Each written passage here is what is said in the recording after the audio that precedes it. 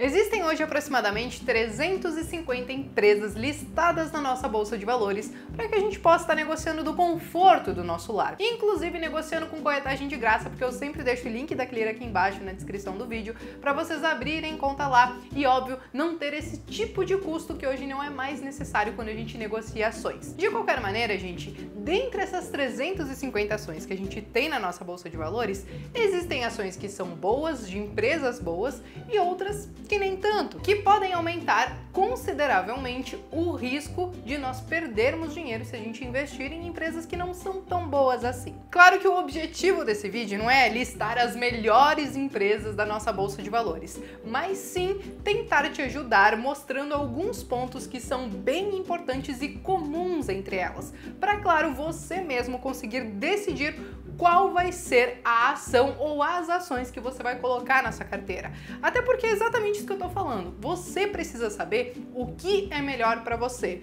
e não simplesmente ficar seguindo aí grandes gurus, porque muitas vezes o que serve para eles não vai servir para vocês. Então, se você não quer fazer parte da sardinhada que fica seguindo aí os grandes gurus, eu vou pedir para vocês já se inscrever aqui no canal, usar essa mãozinha aí, já deixa o seu like, porque não te custa nada, já que você já chegou até aqui, né? Faz o serviço completo.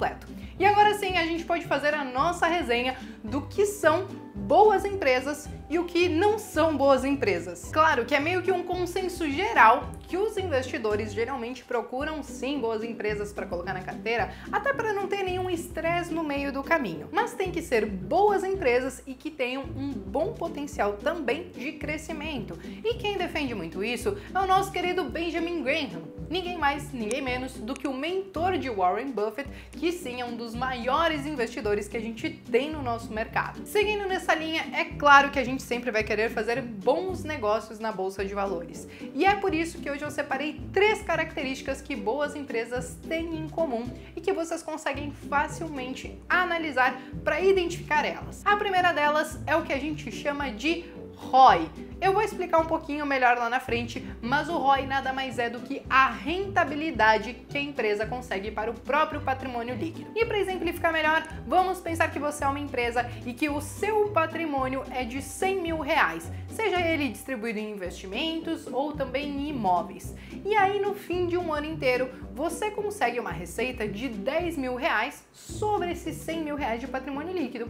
Ou seja, o seu ROI, o quanto você conseguiu rentabilizar sobre o seu patrimônio, foi de aproximadamente 10%. Esses 10% indicam o quanto a empresa consegue ser rentável. E é muito importante isso, porque você quer investir em uma empresa rentável. Itaú, por exemplo, tem um ROI de aproximadamente 16,9%. Já se a gente fala de Banco do Brasil, gira em torno dos 12%.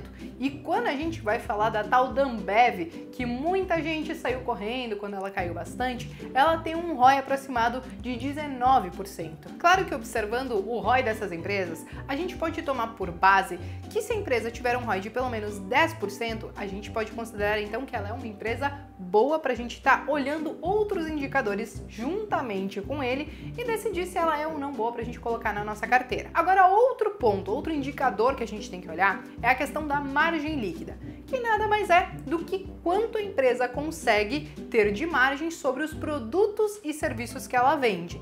Ou seja, quanto que sobra depois de quando ela vendeu todos os seus produtos e serviços, descontando os custos dela. E o que a gente procura nessas empresas? Que elas consigam vender os seus produtos caros e tenham um custo barato. Então, como que a gente vai olhar essa questão da margem? A gente pode comparar isso com grandes empresas que a gente tem no mercado. Se você está olhando uma empresa que talvez não seja tão conhecida e você tem dúvida se ela tem uma margem boa, vai lá e compara com as nossas blue chips, por exemplo, que aí você já vai ter uma base. E aqui a gente já consegue estar olhando a questão da Ambev. Se nós olharmos a Ambev, a gente consegue ver que ela tem 22% aí de margem sobre os seus produtos, o que é ok. Já se a gente vai olhar para a Cielo, tá mais ok ainda, tem 33% de margem. Já quando a gente olha CVC, eles têm uma margem de 18%. Então a gente consegue ver que sim, são grandes empresas do nosso mercado que têm uma margem boa. Talvez muitos vão dizer que não, Ambev, Cielo, não são boas empresas para investir. Gente, eles ainda entregam bons resultados. O que vai acontecer lá no futuro é outra coisa que a gente precisa juntar com todos esses indicadores para poder avaliar se vale a pena ou não colocar elas na nossa carteira. A gente não pode simplesmente olhar os números e acreditar cegamente nisso. A gente tem também que olhar as perspectivas para ela.